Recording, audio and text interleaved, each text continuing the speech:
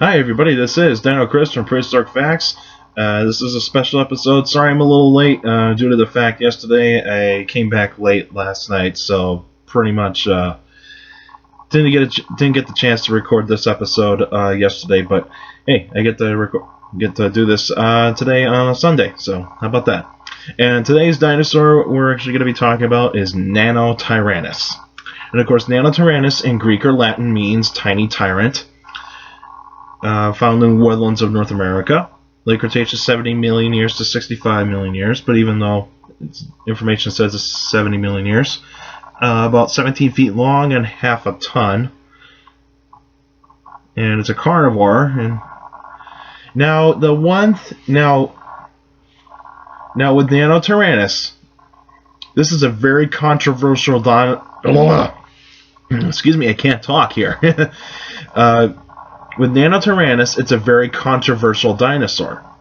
And the reason why for this was basically, it was in 1942, during World War II, American paleontologists went to Montana and looked around the Hell Creek Formation, and basically they found a small skull of a tyrannosaur. Now, in 1942, they didn't even really know what this was, because they couldn't even figure out whether or not this was actually either a Tyrannosaurus rex, a small Albertosaurus, a different Albertosaurus species, a different Tyrannosaurus rex species, or whether it was its own species.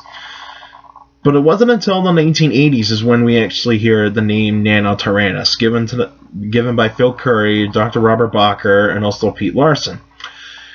But then it wasn't until the mid-90s is when we actually heard that, no, Nanotyrannus is actually a juvenile Tyrannosaurus rex. And the reason why for this is because there was not that many juvenile Tyrannosaurus rex specimens that were found. And so that is actually one reason why some paleontologists say that Nanotyrannus is actually a juvenile form of Tyrannosaurus rex. But even though there are some scientists that actually still say, no, Nanotyrannus is its own species, like Pete Larson, Phil Curry, Robert Bacher, those kinds of paleontologists, they still believe Nanotyrannus is its own species. And they actually point out some evidence to say that Nanotyrannus is a little bit different than Tyrannosaurus rex. Like, one is tooth design. When we look at Nanotyrannus, the teeth are actually very blade-like, very knife-like. Whereas you look at Tyrannosaurus rex, its teeth are nearly conical, almost nearly conical, but they're still serrated. And that means Nanotyrannus would actually be slicing through flesh rather than crunching through bone. And where Tyrannosaurus rex, it would actually just pretty much crush bones. And another thing is Nanotyrannus is the long legs compared to a Tyrannosaurus rex. Nanotyrannus would actually have longer legs, which means it would be much faster than Tyrannosaurus rex. And then we actually also have some anatomy features, like there's a little hole in the back of the skull where the quadrugle is. Basically, it has this little tiny hole. Paleontologists haven't really figured this out. They really don't know why. Jane has it, and also the Cleveland skull actually have it, and they think that that's some paleontologists believe that Nanotyrannus is actually a juvenile form of Tyrannosaurus rex. They think that it's actually probably something to do with its growth pattern, like maybe that extra hole, maybe that hole in the skull, probably in the quadrugle, probably was just basically a weird anatomy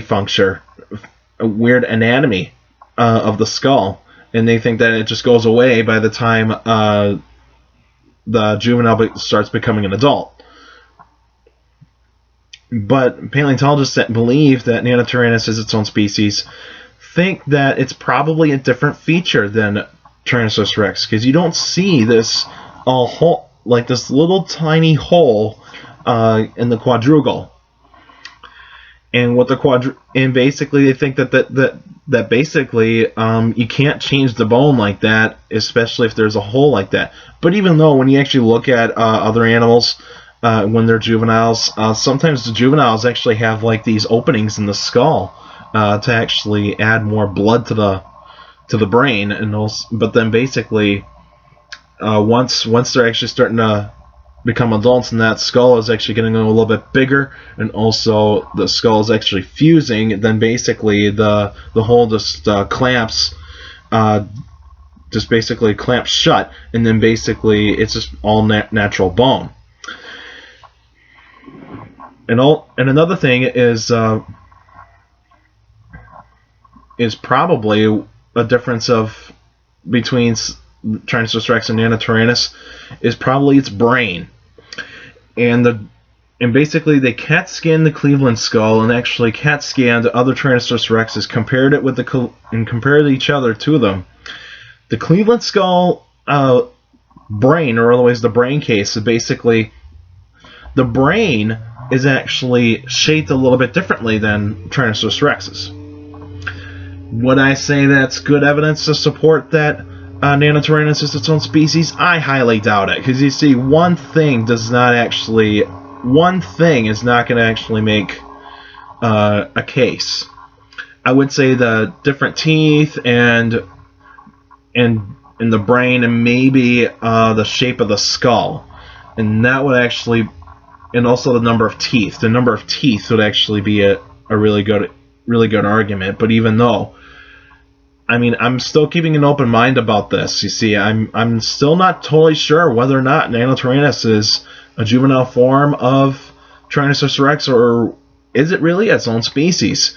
You see, I'm up in the air on this. I really don't know which side I'm on. I don't really want to pick a side. I just rather see what the evidence tells me, and then basically I'll figure out what I think it is. But even though I don't really get the chance to actually look at Nanotyrannus that much, it's because I'm trying to stay away from the controversial dinosaurs, and that's really why I don't want to actually want to get into like whether or not which is which in terms of a species. But in this case, some people have recommended this to me. I'm kind of leaning towards that it's a kind of a juvenile of maybe a different species of dinosaur that we have never found yet, of an adult form. Maybe this might be the descendant of Albertosaurus. And the reason why I say that is probably because when you look at Tyrannosaurus rex, its closest relatives in North America basically are Albertosaurus and Despletosaurus. And basically those two dinosaurs probably did actually interact like once in a while. And then basically I'm pretty sure when those two were almost ready to go extinct, I'm pretty sure there might have been interbreeding going on.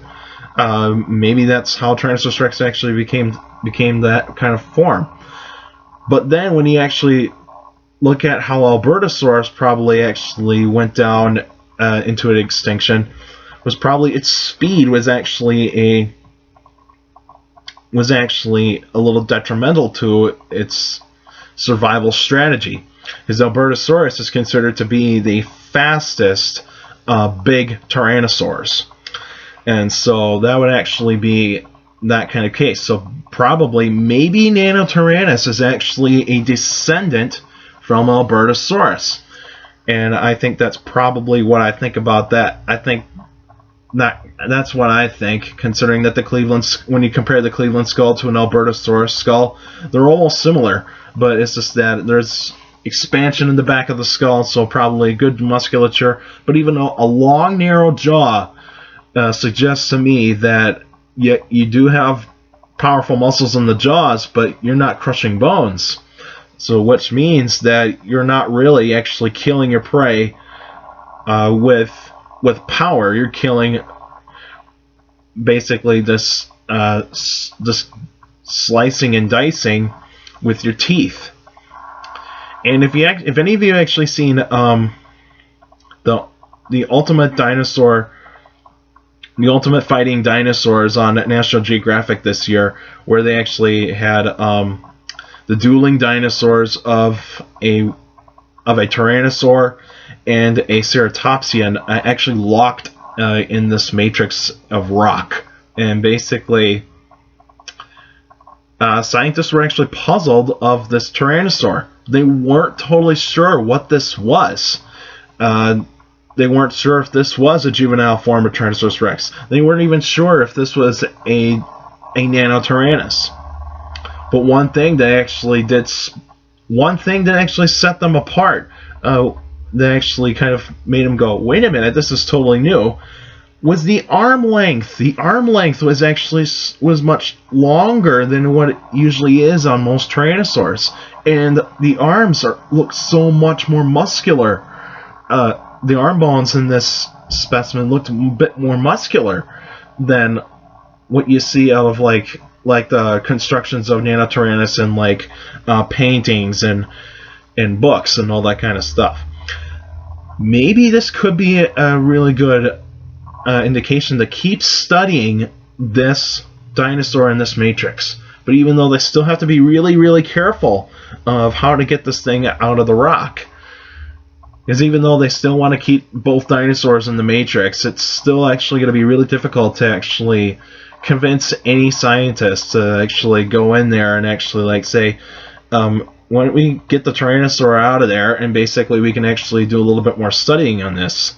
Why this Tyrannosaur died, and also how what its skull really looks like, you know, that kind of thing. So, I mean, all of you probably have an opinion about Nanotyrannus. Some of you would actually go that it's its own species, and the other side would probably say no, it's a juvenile form of Tyrannosaurus rex. But I would say I'm keeping an open mind about this. Hopefully, new evidence actually comes out to whether or not we actually have a new species right here. But still, there are juvenile Tyrannosaurus rexes that have been found, like Tinker, Baby Bob. You know, those are actually considered to be juvenile forms of Tyrannosaurus rex, and they do share similar features to an adult, like the nearly conical teeth, serrated teeth. They have the very powerful jaw. And the skull and the jaws look similar to an adult. But I mean, still, keep an open mind about this. I mean, I'd say with this in science, keep an open mind. You really don't know what the evidence is really going to tell you next. So hopefully there will be actually a little bit more answers in the near future about whether or not Nanotyrannus is its own species or a juvenile form of Tyrannosaurus rex. I'm up in the air in this one, but so hopefully you guys actually can come up with some of your conclusions. If you like, please make comments in the below in the YouTube in this YouTube video, and hopefully you can and I can actually listen and I can actually read them, and hopefully you can actually hopefully I might actually have an open mind about this, and so hopefully you guys can actually make your decisions about this. Alright, next week, this coming Saturday, would actually be an Answering Questions episode. So if you got a question about dinosaurs or any other prehistoric life, feel free to email me at dinocris71@gmail.com, or otherwise go on the Facebook page, Prehistoric Facts with Dino Chris. Like the page, you can actually post your questions in the comments section on any Facebook post. But remember, keep your questions short and to the point. That way, I actually read them a lot more carefully, and also I can understand what you're trying to say.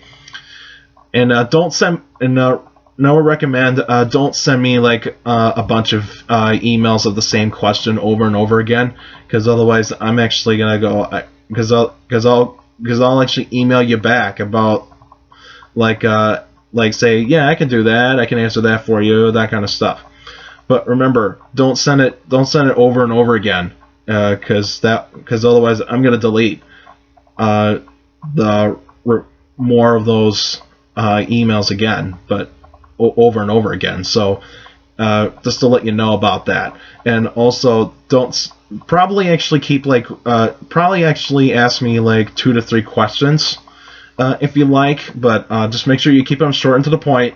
Just don't actually don't go nuts over like you have so many questions, and basically you want to get them out like within like the first couple of days, but I wouldn't actually go through them all most of the time. So just make sure you keep them short and to the point, and also just keep a minimum of 2 to 3 questions per answering questions episode, just so you know. And also, you can follow me on Twitter at CSGRALL. That's my Twitter page. I post pretty cool stuff on there. And also, take care of the people around you. And also, for younger people out there, make sure to listen to your parents, your teachers, and your guardians. Those are the best motivation you can have for a good education. It's very important to have a good education, because with a good education, you get a good job in the future. And most of you know that I'm not wearing a dinosaur shirt. It's because I'm wearing my Green Bay Packers shirt. It's because the Packers are playing right now. But I actually made time in halftime to get this episode done. So, and it's preseason. It doesn't count for regular season, but I like to see some cool players. All right, that's it for now, and I'll see you guys this coming Saturday.